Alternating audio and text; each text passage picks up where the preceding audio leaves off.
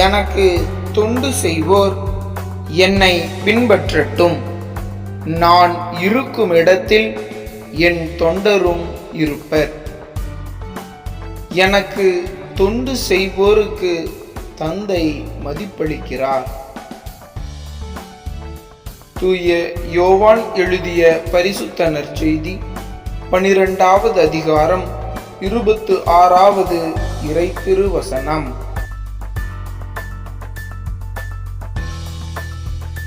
எனக்கு தொண்டு செய்வோர் என்னை பின்பற்றட்டும். நான் இருக்கும் இடத்தில் என் தொண்டரும் இருப்பர். எனக்கு தொண்டு செய்வோருக்கு தந்தை மதிப்பளிக்கிறார்.